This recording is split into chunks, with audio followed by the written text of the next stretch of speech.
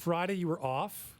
I was guest hosting, and the Leafs announced shortly after the show went off the air that Auston Matthews had wrist surgery and will be out 6 weeks. So your streak of things happening, major things happening while you're off continues. It did continue. I'm glad you didn't get that content, though. You just missed out. I wouldn't want to see you have something to talk about when I'm not around. We had lots on Friday, I got to say. Friday was busy. Yeah, it's always been busy, man. This is a completely different summer, and it's obviously, COVID has thrown the whole sports schedule completely out of whack.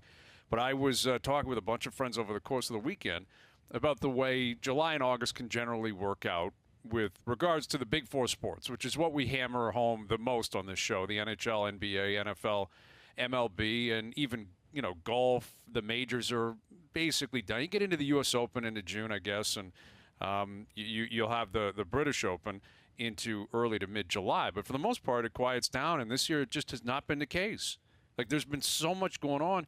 And the Matthews news has got to be frustrating. Like, he was dealing with that all year. I don't know what took so long for them to decide now it's got to happen. I guess he was training, obviously, and it became more and more uncomfortable and unbearable.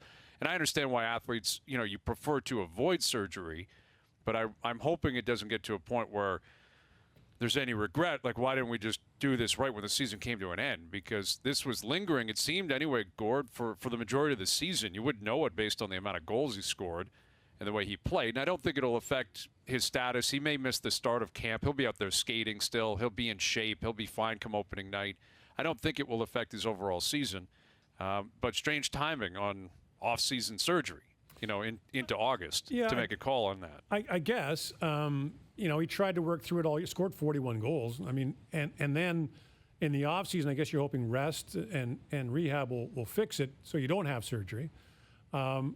The only thing I'd say is, I guess, better August than November, right? Yeah, of course. I mean, what you don't want is missing time in the season for a bunch of reasons. You don't want to miss some regular season games, and you also don't want to be parked in the middle, especially early in the year. And Ray Ferraro has often talked about it. When you're hurt early in the year, when you come back, it's like trying to catch a moving train from a standing start. And so I'm not that concerned about it for him. I mean, he has the surgery.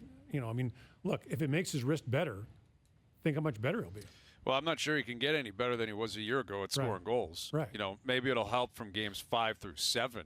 Was this surgery that could help game 7? Maybe I don't know if that's possible. I don't know if there's magic pixie dust to allow Auston Matthews and others to determine but this is how we have to play. Face-offs too. But he was pretty good in that area. Yeah. Like during the regular season, he had a phenomenal year. Absolutely phenomenal. There's a reason he was second in Hart Trophy votes. He had a great year, and he'll be fine. I'm not disagreeing with you in terms of at least it happened. I'm just saying generally when something lingers all year, like a week after the season, the surgery hits. And you're like, it's coming. We got to do it. We're going to have to do it.